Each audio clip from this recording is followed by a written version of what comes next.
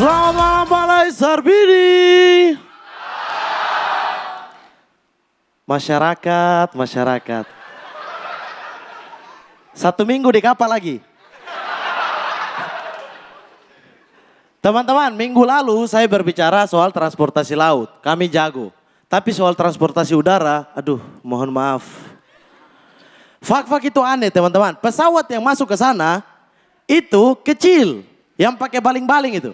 Untung baling-baling besi ya, kalau baling-baling bambu ya Doraemon. Itu isinya cuma 24 penumpang. 24 penumpang. Kopaja saja 26 penumpang. Itu yang duduk, yang berdiri 370. Yang di atap Kopaja 10 orang main futsal. Dan sudah begitu apa teman-teman? Landasan udara, bandara di Fak-Fak, itu panjangnya cuma 200 meter. Standar internasional untuk pesawat yang ukurannya kecil itu 800 meter. 800 meter begini, bandara Fak-Fak cuma segini. Sudah begitu di ujung ada jurang. Ini kan pesawat biasa kalau mendarat itu kan kencang kan?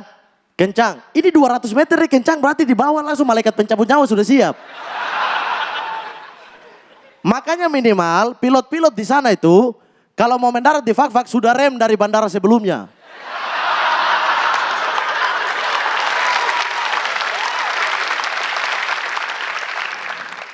Atau paling tidak dia mau mendarat itu harus betul-betul di ujung landasan sini. Di ujung landasan.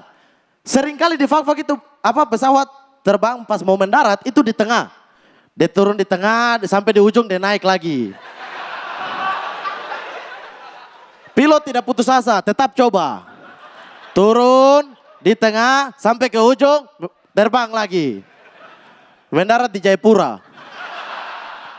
Diangkut pakai kapal baru bawa ke Fak-Fak. Aneh-aneh. Makanya teman-teman, jangan kaget kalau kami sebagai orang Fak-Fak itu sombong kalau naik pesawat. Sombong. Saya pertama kali naik pesawat, itu pas turun di bandara ada orang jelek depan saya tampar. Weh bro, kenapa pukul saya? Naik pesawat bro.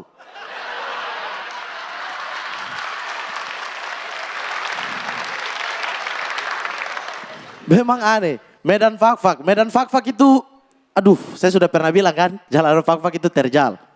Ojek-ojek kalau ada di sana tuh ada ojek, tapi ojek-ojek di sana itu dia tidak berdasarkan jarak, tidak. Harganya ditentukan berdasarkan tingkat kesulitan.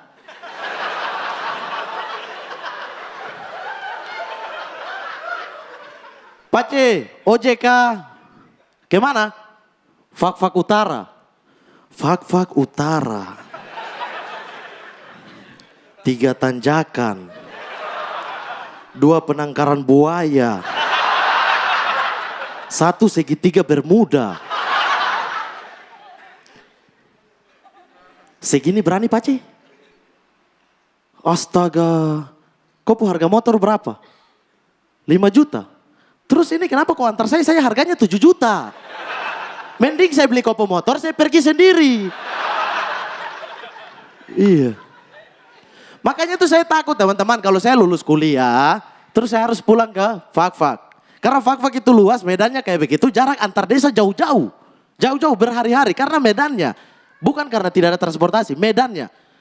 Saya kalau jadi dokter gigi di sana, ditelepon di desa sebelah, suruh harus pergi, bersihkan karang gigi orang, saya sampai di sana karang gigi sudah berubah jadi karang taruna.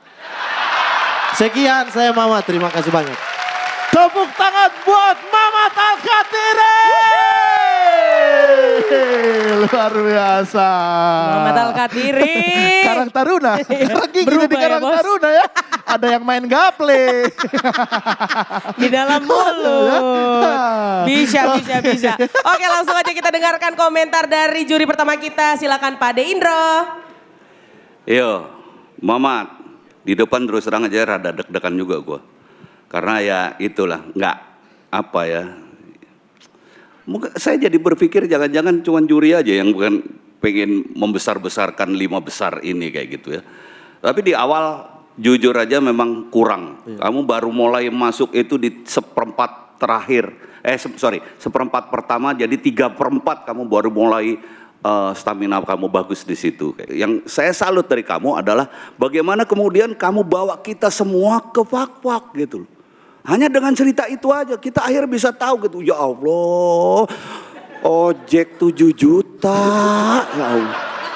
Memang kita juga tahu nggak bakalan segitu, tetapi kita menjadi tahu bahwa di sana pasti ada yang terjal di sana, lewat penangkaran buaya sering lepas, gitu kan? Ya kan jadi gitu kan kesannya. Tapi artinya gini, bahwa apapun itu, kamu bisa mendeskripsikan apa yang ada di benak kamu kepada kita semua sehingga kita mengamini gitu.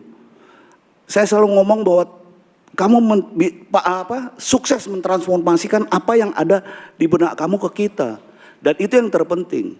Keren banget. Terima kasih Pak De. Berikutnya silakan komentar dari Bang Panji. Ya, benar katanya Pak De Indro sih. Mamat itu selalu membuat kita tuh pengen cerita lagi soal Fak-Fak, cerita lagi, gue pengen tahu apa lagi yang lu bisa ceritain soal Fak-Fak. Karena setiap kali Mamat cerita, ingat gak kemarin gue bilang soal Fak-Fak, penonton tuh masih ngikut, dia tuh masih ingat apa yang Mamat omongin gitu. Itu membuat atau membuktikan bahwa penonton tuh ikut sama Mamat bertumbuh dari hari ke hari, dari minggu ke minggu, dan itu bagus. Kayaknya satu penonton Suci 7 itu udah tahu banget soal Fak-Fak, saking taunya mereka nggak mau ke sana. Jangan. Ke sana dong. Enggak, tapi ya karena kan kayaknya kok prahara banget nih Fak-Fak nih. Enggak, tapi dari sisi performance gue nggak bisa bilang itu bagus. Maksudnya nggak sebagusnya Mamat ya, karena hajarannya nggak sekuat biasanya. Tapi nonton Mamat lebih enak daripada 3 sebelumnya karena Mamat naik ke atas panggung tuh punya motif gitu. Ada motivasi. Mamat tuh naik panggung tuh kayak mau ngomong, gue gak peduli nih lu ketawa atau enggak, gue ada yang mau gue ceritain. Kalau komika udah naik panggung seperti itu, beda. Salah satu komika yang seperti ini yang ngajarin gue namanya Insan Nur Akbar. Akbar tuh gue tanya, kenapa lu kalau di atas panggung tuh gak pernah goyang walaupun penonton gak ketawa? Akbar selalu bilang, karena gue gak peduli penonton ketawa atau enggak, gue mau ngomong nih, lu dengerin. Nah kalau komika naik ke atas panggung udah punya motif sesuatu selain dapat ketawa, dia nggak gentar sama ketawa penonton. Gue pengen lu denger. Dan ketika itu terjadi, orang lupa kita lagi nonton stand up, kayak lagi nonton orang bertutur. Dan ketika itu terjadi, itulah keajaiban stand up. Orang lupa bahwa ini lagi ngelawak. Kita cuma duduk di situ dan terkesima sama apa yang dikatakan. Dan setiap kali kita ketawa itu adalah refleks, bukan karena kita nebak ini akan lucu gitu. Dan itulah yang lu berikan. Bukan yang terbaik, tapi masih lebih baik daripada yang sebelumnya tadi ya. Thank you. Makasih Bang Panji. Dan selanjutnya kita dengarkan apa kata Cak Lontong, silahkan. Saya setuju dengan Mas Indro dan Dek Panji ya. Mamat, ya Mamat kamu aman. Bukan hanya kamu, kita semua aman. Kita semua aman. Kenapa? Aman. Kenapa? Kan yang dimaksud, taruh dulu. Kenapa? Ini Kenapa bisa ada, semua? ini bisa ada Kan nggak ikut kompetisi, miskomunikasi. Cak. Hah? Ini Kan miskomunikasi nih. Dan nanti dulu yang Indonesia dimaksud aman. Indonesia aman. Dari apa? Bukan itunya, Cak. Itu kan maksudnya dia yang aman. Maksudnya tuh Kan ketika kita dalam menilai. penjurian disebut aman atau enggak tuh aman atau enggak untuk melanjut gitu loh. Yang saya ingin katakan adalah, ya ini tadi, kamu membawa sesuatu yang kita ingin tahu. Ketika orang ingin tahu, itu cenderung memberikan perhatian lebih besar.